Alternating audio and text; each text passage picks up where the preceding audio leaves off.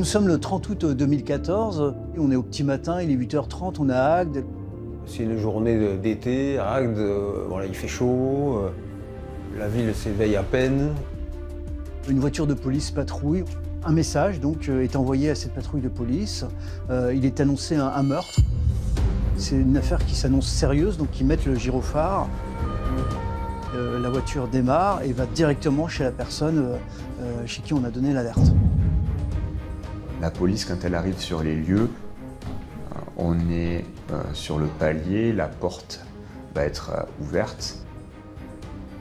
Et là, les policiers ils découvrent la scène macabre. Une femme allongée au sol, en partie appuyée contre le mur avec un bras en l'air. Ça se passe dans le couloir de l'appartement et elle baigne dans une mare de sang. Vraisemblablement, la victime est décédée. Elle s'appelle Vanessa. Tout de suite, on se demande mais comment c'est possible? La victime était une mère de famille, mère de 2 enfants, c'était une jeune fille. Comment on peut abattre quelqu'un de cette façon, comme une exécution de malfrats? Qui a pu tirer comme ça?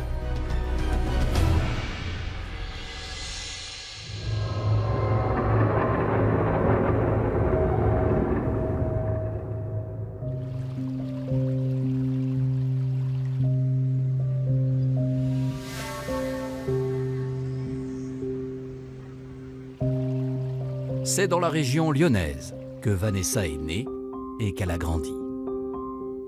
Vanessa est née le 21 mai 1988, petite fille, très jolie petite fille, très agréable, très facile à vivre. En grandissant, elle prenait la défense des plus faibles. Elle a toujours aimé ça. Il ne fallait pas qu'on s'attaque aux plus faibles, surtout pas. C'est une enfant qui est choyée, c'est une famille équilibrée, aimante, elle n'a aucune difficulté, quoi.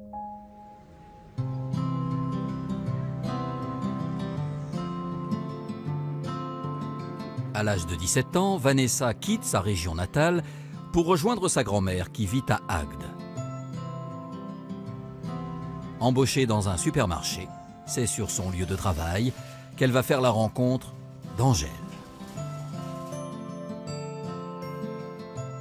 Vanessa, c'est une jeune fille qui a un grand rêve comme toutes les jeunes filles.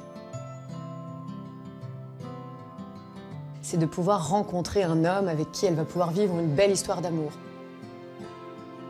Angel, c'est un jeune de la communauté gitane agatoise. Dans le milieu agatois, il était connu parce que toute la famille était connue. C'est des gitans, comme il y en a beaucoup à Agde, la majeure partie d'ailleurs, qui sont des gitans sédentarisés. Ils se rencontrent comme ça, par hasard, dans un supermarché. Ensuite, ils vont ensemble à une fête foraine, c'est le grand amour, c'est le coup de foudre.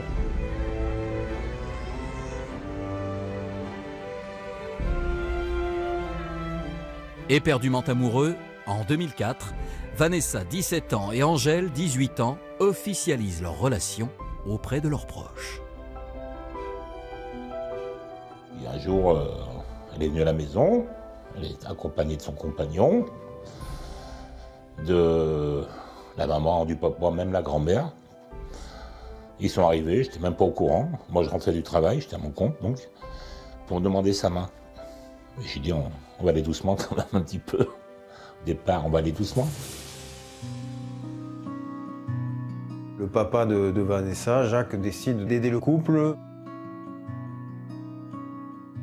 Cette relation, elle est tellement importante pour Vanessa qu'elle est acceptée et le couple intègre la famille. Ils s'installent très vite ensemble dans le vieux Agde où la plupart des familles gitanes sont installées. Le premier enfant va naître en 2009, puis un second ensuite, toujours dans cet appartement.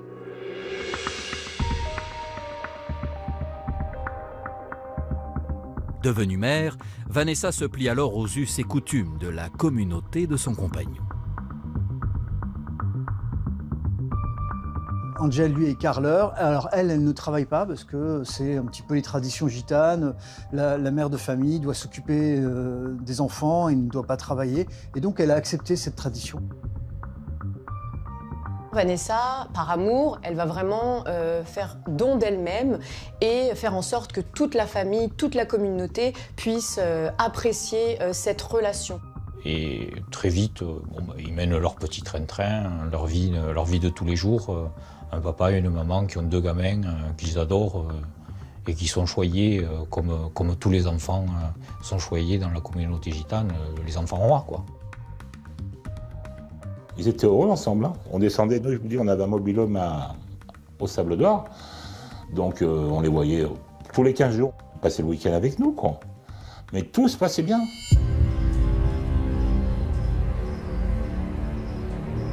Mais à l'été 2014, un drame va venir briser cette quiétude. Le 9 août, Vanessa est dans sa chambre, elle dort. Et Angel est sorti la veille. C'est les cris du petit qui vont faire relever Vanessa. Angel qui est retrouvé avec un foulard autour du cou dans le KGB. Donc elle s'approche d'Angel, elle ne comprend pas ce qu'il fait, elle le touche et là le corps est froid. C'est Vanessa qui va alerter immédiatement les secours, mais lorsqu'ils vont intervenir, ils ne vont pouvoir que constater le décès. Le médecin qui vient avec les pompiers conclut tout de suite un suicide. Il n'y a rien qui laisse planer le moindre doute. Il n'y a pas la moindre écorchure sur le corps, il n'y a aucune marque défensive, il n'y a rien. Il n'y a rien qui peut laisser penser que quelqu'un est venu tuer Angel. Il n'y a aucune lettre d'adieu, aucune lettre explicative. Il n'y a rien qui me permettait d'imaginer que ce soir-là, il allait passer à cet acte. Ça va engendrer beaucoup de questionnements, beaucoup de culpabilité. Alors qu'une lettre, quelque part, je pars parce que. Voilà, il va donner un sujet, une situation. Ça évite en fait toute forme de projection.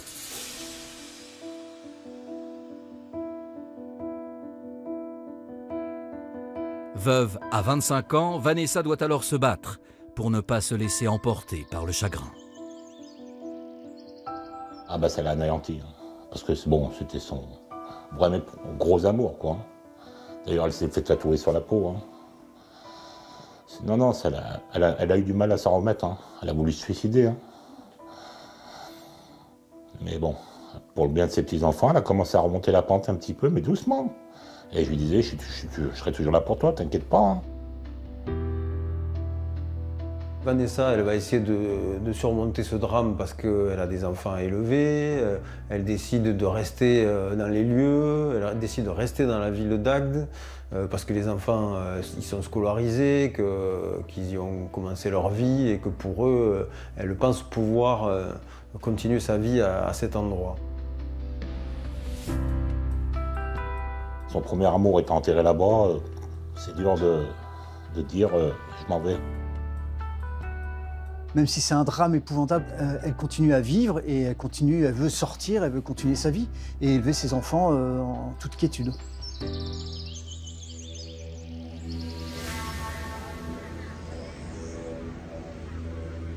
Mais alors que la jeune femme tente de se reconstruire, quelqu'un va en décider autrement.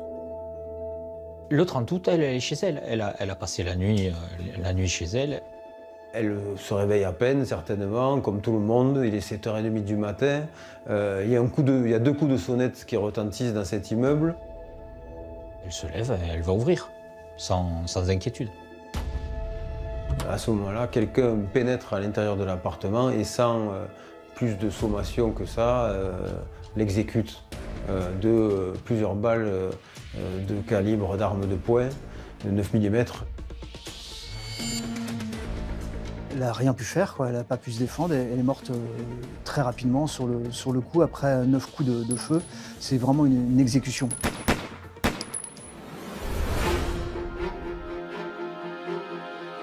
30 minutes plus tard, à Agde, un homme fait irruption au commissariat.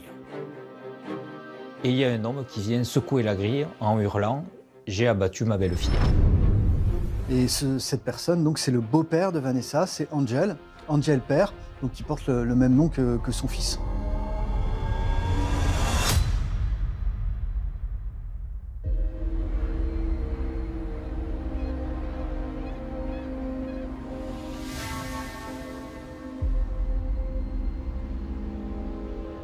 Au commissariat d'Agde, c'est la stupeur. Le beau-père de Vanessa vient de se rendre et d'avouer avoir tué la jeune femme. Il est dans un état d'énervement qu'il ne lui connaissait pas. Il est en train de hurler, il est hors de lui. Les policiers, quand ils entendent cette déclaration, décident d'appeler la patrouille pour leur expliquer que quelqu'un se prétend être le tueur de Vanessa.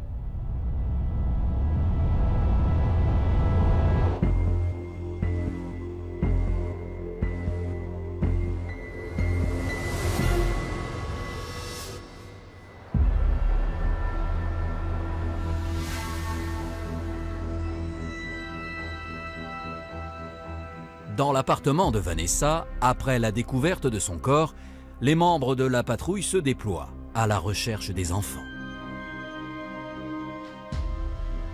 Un de ses enfants n'a pas dormi chez elle. Le plus jeune de mémoire est à son domicile. Un des enquêteurs va faire le tour des chambres et effectivement, il y aura un enfant de 3 ans caché qui a assisté à la scène de crime. Ils vont confier l'enfant à une voisine le temps des premières constatations en urgence qui doivent être faites.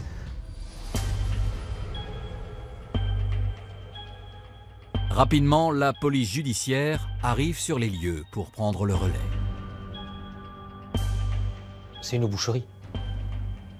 La Vanessa est criblée de balles de haut en bas, même dans les jambes. Elle a 9 impacts. Et c'est, de mémoire, c'est du 9 mm, ça fait des gros trous. Les analyses médico-légales vont révéler que l'un des tirs a été le tir vulnérant qui a fait chuter, mais qu'ensuite les tirs suivants sont des tirs quasiment verticaux qui impactent le sol à 90 degrés et manifestement tirés par quelqu'un qui vide son chargeur sur une victime déjà allongée.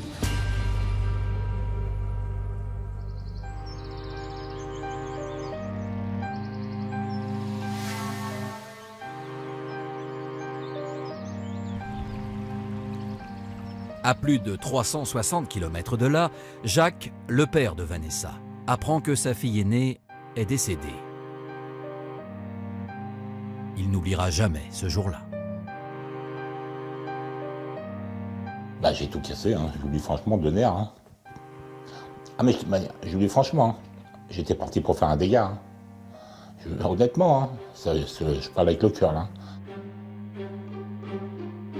C'est toujours douloureux. Hein. Elle est en moi. Hein. Je peux pas l'oublier. Hein.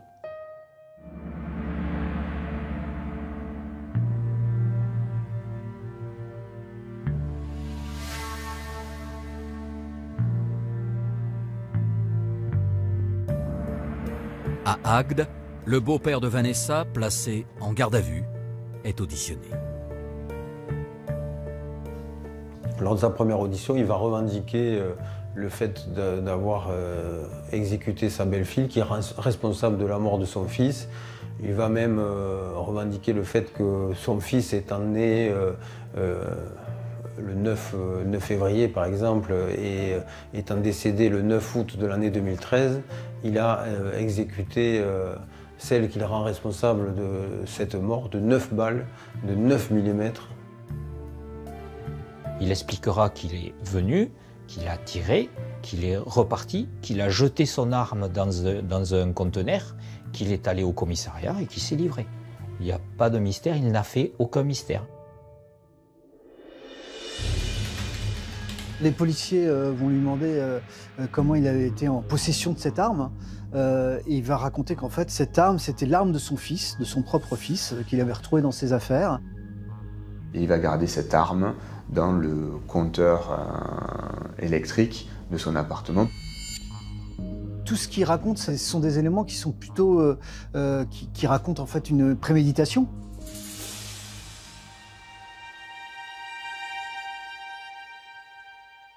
Les enquêteurs cherchent alors à retracer l'emploi du temps du quinquagénaire, ce 30 août 2014. Angel Père raconte qu'il s'est réveillé tôt. Il a pris son café, comme tous les matins. Il a fait ce qu'il fait tous les matins. Il n'a rien changé à ses habitudes.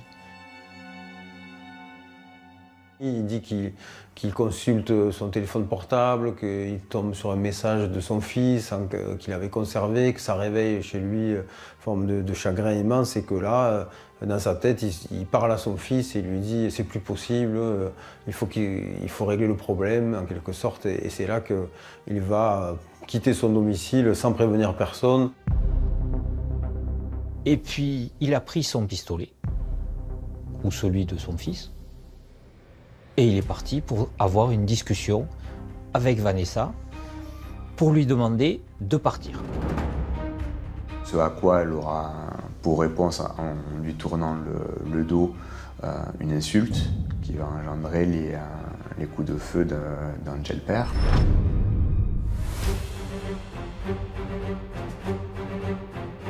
À l'issue de sa garde à vue, Angel est mise en examen pour assassinat et placée en détention provisoire.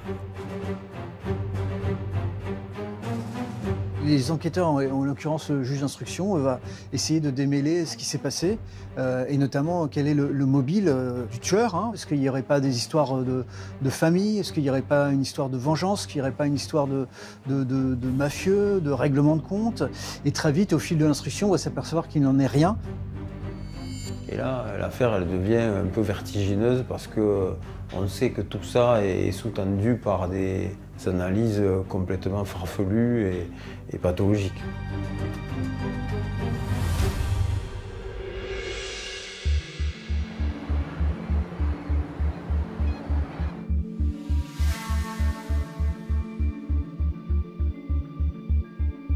Après la mise en examen d'Angel, 54 ans, les enquêteurs se penchent sur son profil afin de comprendre ce qui a poussé cet homme à tuer sa belle-fille.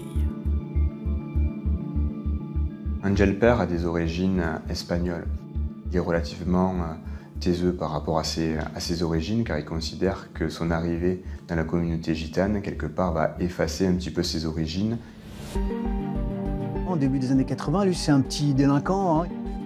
Il fait des peines de prison pour des petits actes de délinquance, notamment le vol à la roulotte. Et c'est à ce moment-là, il va rencontrer sa future épouse, Antoinette, et ils vont se marier en prison. Il va épouser en même temps qu'Antoinette la communauté gitane. On va être confronté à un individu qui va tout faire pour se faire accepter de cette communauté et qui va peut-être presque surjouer le gitan en adoptant les traditions sans aucune souplesse, avec presque beaucoup de rigidité. En 87, il devient père et il a 2 enfants. Et ce qui n'est pas anodin, c'est qu'il a un garçon, il a une fille, c'est le choix du roi du premier coup, et il leur donne le même prénom, Angel et Angelina.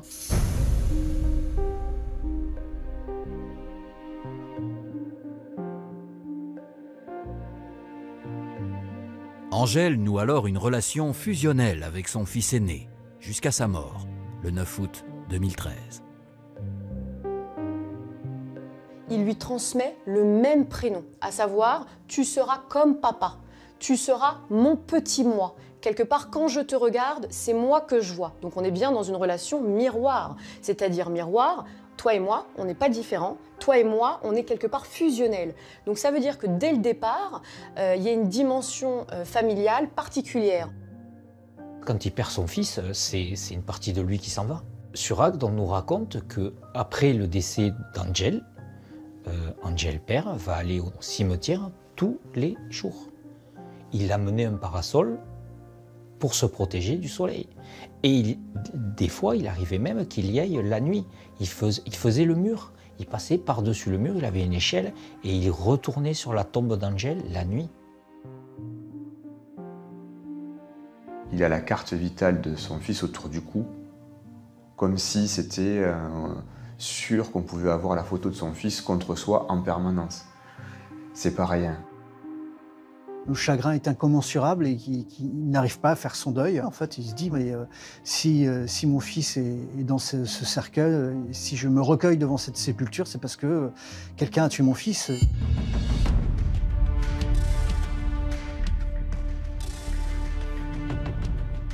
Car Angèle et sa famille n'ont jamais cru à la version selon laquelle son fils se serait suicidé.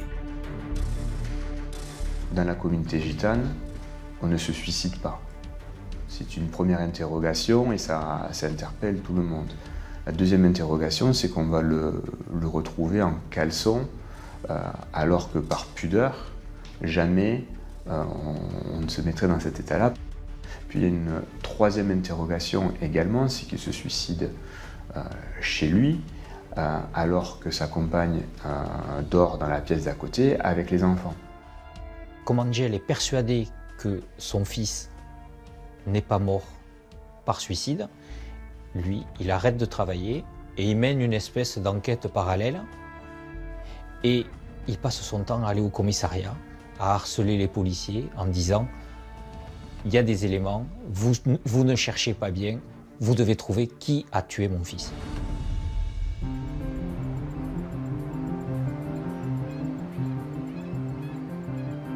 Face à cette mobilisation, en octobre 2013, le procureur de la République de Béziers décide d'ouvrir une enquête préliminaire sur la mort de son fils. On a eu de très nombreux coups de téléphone du père d'Angèle pour qu'on fasse des papiers, pour qu'on rouvre une enquête, pour que son fils ait droit à une nouvelle autopsie. Une enquête va se déclencher qui va provoquer l'exhumation du corps, ce qui est quand même très douloureux. Et malheureusement, l'autopsie elle n'est pas prioritaire, donc ça prend beaucoup plus de temps que Angèle ne l'avait prévu. Il est persuadé qu'on lui cache quelque chose et que si les résultats ne tombent pas, c'est qu'il y a quelque chose de pas clair. Dans le cadre de l'enquête, Vanessa a été auditionnée et la jeune femme a fait des révélations au sujet de son compagnon. Vanessa va pour la première fois expliquer aux enquêteurs que tout n'était pas si rose, qu'il existait des côtés sombres chez Angèle, et notamment peut-être un recours un peu trop systématique à l'alcool, un recours trop systématique aux drogues, et notamment la cocaïne. Un témoignage qu'Angèle père va fermement réfuter. Ça va être un des éléments qui va nourrir la haine d'Angèle à l'égard de Vanessa. Comme souvent dans les familles, c'est le sceau du secret, on n'en parle pas. Pour lui, son fils est parfait. Son fils est un peu le prolongement de lui-même. Lui ne consomme pas, n'a pas d'excès. Et il ne voit en son fils aucun défaut. Il ne veut pas entendre qu'il y avait une forme de détresse dans cet acte suicidaire. Et il cherche une réponse qui ne sera pas la réalité, à savoir il allait mal. Non, parce que s'il allait mal, ça pose la question, est-ce que quelque part je suis passée à côté? Est-ce que nous, notre famille, finalement, on ne l'a pas aidé à aller bien? Qui est le responsable?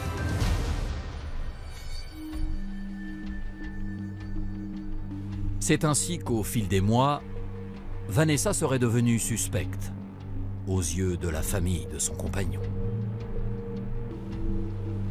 La difficulté, c'est que pour la communauté gitane, elle n'a peut-être pas suffisamment de peine.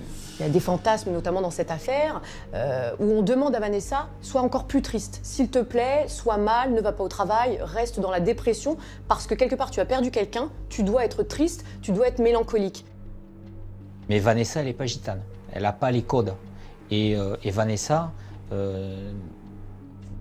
même si au départ elle est très déprimée, même si elle a du mal à supporter cette mort, Vanessa ne va pas porter le deuil dans le rite gitan tel que la famille l'aurait souhaité. Il aurait fallu qu'elle habite chez eux pendant 1 an et s'habiller en noir et pleurer tous les jours. Mais bon, elle a 26 ans, elle a 2 enfants élevés, on va la laisser tranquille un peu. Non, ils n'ont pas voulu. Comme c'est une pièce, entre guillemets, rapportée à la communauté, mais ça se fait pas. C'est accepté, mais ça ne se fait pas. Ce comportement de femme, on va dire, indépendante, va déplaire et elle va être très vite montrée du doigt. Vanessa, elle a du caractère, elle ne se laisse pas faire. Et Vanessa, elle a surtout besoin de vivre, elle a besoin de sortir, elle a besoin d'oublier le drame qu'elle a vécu quelques mois auparavant. Elle faisait sa vie, elle voulait qu'on la laisse tranquille. C'est tout ce qu'elle demandait.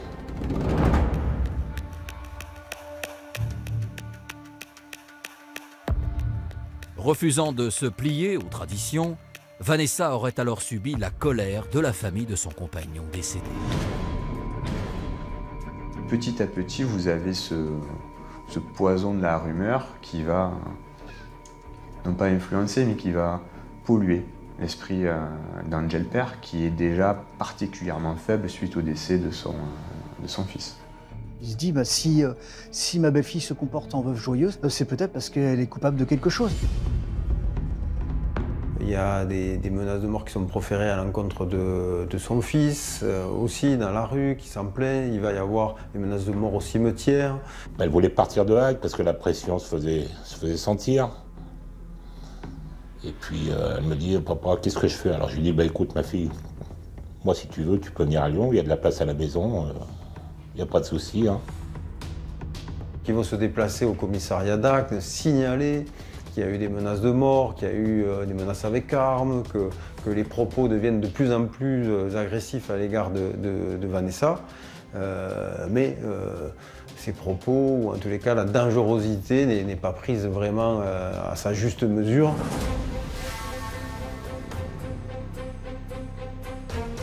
Le 25 août 2014, les conclusions de l'autopsie du corps d'Angel ont été transmises à l'officier en charge de l'enquête.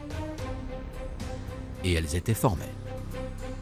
Oui, Angel, fils, s'est suicidé et cette conclusion ne souffre plus aucune contestation.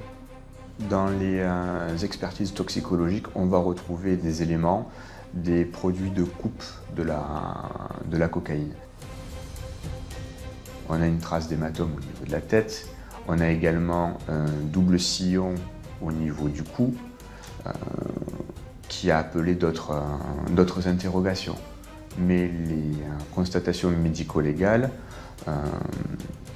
concluent à une absence de strangulation manuelle.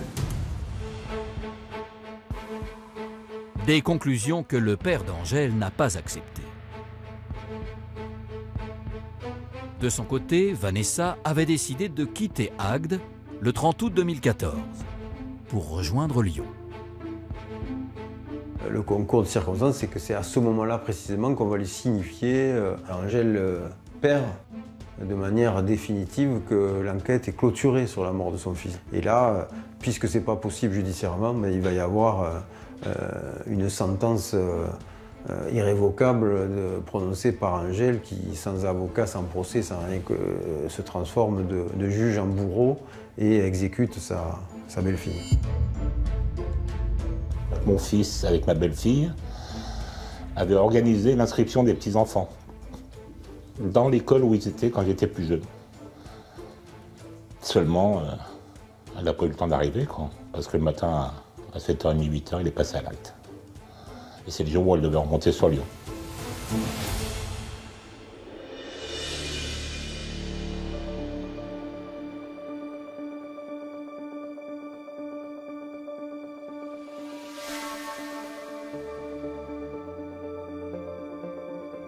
Quatre ans après le meurtre de Vanessa, le procès de son beau-père, Angel, 58 ans, s'ouvre. L'homme encourt la réclusion à perpétuité. Et l'ambiance est très lourde durant ce procès parce qu'il y a deux familles qui sont face à face. La famille de Vanessa, elle veut que du procès ressorte la vérité, la raison pour laquelle Vanessa a été tuée, des excuses du père. Et ils veulent comprendre pourquoi on en est arrivé là. Du côté d'Angèle, la famille d'Angèle, on est encore dans ce ressentiment à l'égard de la famille de Vanessa. On est encore dans la logique d'une haine. Et dans le box, vous avez Angèle père qui se présente pour essayer d'expliquer tout ce qui s'est passé, essayer avec les années de l'instruction d'avoir les mots les plus justes, les plus vrais sur ce qui l'a conduit à commettre l'irréparable. Tout l'enjeu de ce procès est de comprendre comment Angèle a pu en arriver à exécuter sa belle-fille. La défense va plaider la folie au moment de l'acte. Pour eux, Angèle, je vais le dire vulgairement, il a pété un plomb. Ce 30 août, c'est plus lui. C'est pas lui qui a agi, il a été pris par une espèce de démon. Son fils est décédé, pendu, et pour lui, c'est un immense chagrin parce que son fils était toute sa vie. Tout le monde savait qu'en fait, il n'acceptait pas cette mort et que Vanessa était pour lui la responsable de tout ça. Il faut qu'on arrive par touches successives, à expliquer ce qu'est le deuil pathologique, comment il se matérialise chez Angèle père, pour qu'on puisse arriver à comprendre pourquoi ce jour-là, alors qu'il a des projets, alors qu'il a des choses à faire avec sa fille, d'acheter une voiture, etc., pourquoi il va armer chez sa belle-fille et commettre l'irréparable. Un deuil pathologique, clairement, c'est le refus d'accepter. Lorsqu'il est pathologique, finalement, ça peut être des deuils qui peuvent durer des années, voire toute une vie. On va être tellement en colère que cette colère, plutôt que de la garder en soi, on va la projeter vers l'extérieur. C'est vraiment un homme qui a tout perdu et qui n'arrive pas à se reconstruire.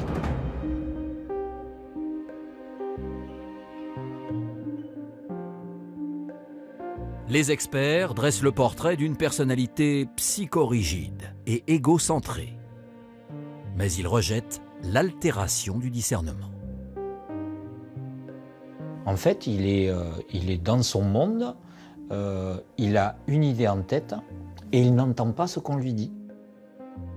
Il a une croyance qui devient une réalité, une conviction inébranlable. C'est-à-dire, finalement, le doute, c'est pas possible, me remettre en question, sûrement pas, l'introspection, pas possible non plus. Pourtant, il n'y a pas de pathologie psychiatrique observée parce qu'il n'y avait pas à la base de maladie mentale. Donc il n'y a pas d'altération du discernement. D'ailleurs, on prend conscience quand on étudie le dossier qu'il va chercher une arme bien avant le passage à l'acte, qu'il apprend à tirer pour justement, potentiellement, bien viser la victime, etc. On est juste sur un deuil pathologique avec un terrain assez difficile au niveau de la communauté gitane qui va alimenter les appréhensions, les suspicions auprès de Vanessa. Tout ça va venir le polluer. C'est moins une préméditation qu'une réaction au cumul de ce deuil pathologique. Il faudra le procès, me semble-t-il, pour qu'ils comprennent peut-être qu'il s'est mal orienté, qu'il a été mal conseillé et que loin de l'apaiser, son entourage n'a fait qu'envenimer les choses.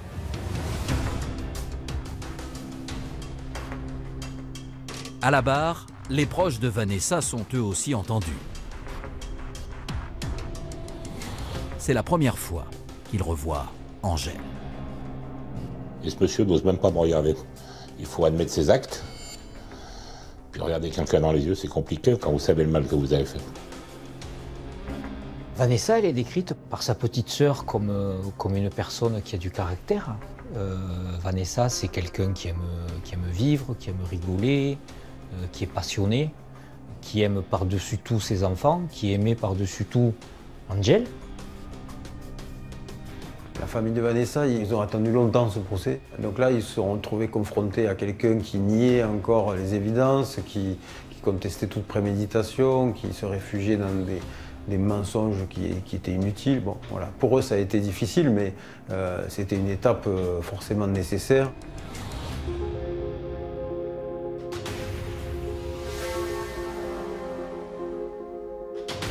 Au terme de 2 jours de procès, le verdict tombe. Pour Angèle, 58 ans, la préméditation est retenue. Angèle est condamnée à 25 années de réclusion criminelle, ce qui est un verdict qui n'est pas le maximum de la peine encourue. Angèle père, il est anéanti du mal qu'il a pu faire. Et il va le dire quand il va formaliser ses excuses. Hein. Il va s'excuser pour tout le mal qu'il a pu faire, s'excuser auprès de chacun des proches de Vanessa.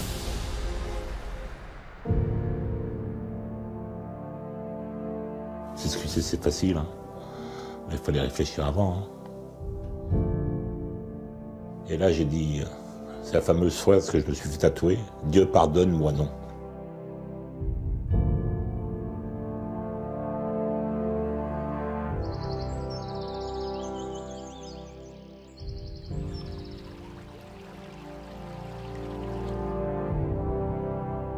Après le procès, Jacques, le père de Vanessa, a écrit au procureur de la République pour déposer une plainte contre le commissariat d'Agde pour non-assistance à personne en danger. Plusieurs fois, elle était au commissariat, elle leur signalait qu'elle avait des soucis, qu'il la suivait, qu'il lui envoyait des messages. Pourquoi ils n'ont rien fait, en fin de compte? Et ça, je ne l'ai jamais su.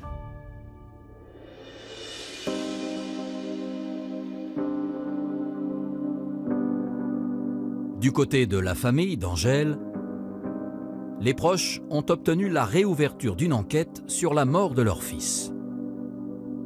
Car ils ne croient toujours pas à la thèse du suicide.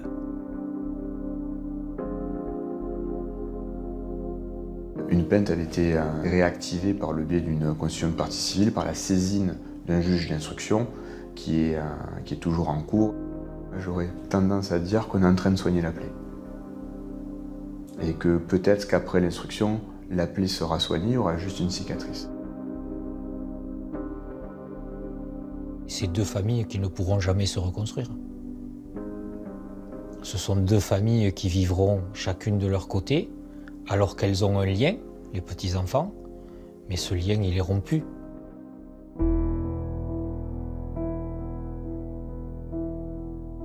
Aujourd'hui, les enfants de Vanessa et Angèle, désormais âgés de 12 et 14 ans, vivent avec leurs grands-parents maternels, devenus leurs tuteurs légaux. La famille de Vanessa, c'était des gens qui ont su prendre de la hauteur dans ce drame en ayant eu conscience qu'il fallait, quoi qu'il arrive, il fallait élever ses enfants qui étaient orphelins. Voilà. Alors je pense que c'est la mission qui a été la plus importante pour eux. Ces 2 petits bouts, ils n'ont rien demandé. Hein. Ils ne demandent qu'à avancer. Donc on fait tout, mon épouse et moi-même, même mon fils et même ma fille, pour qu'ils avancent le mieux possible dans la vie.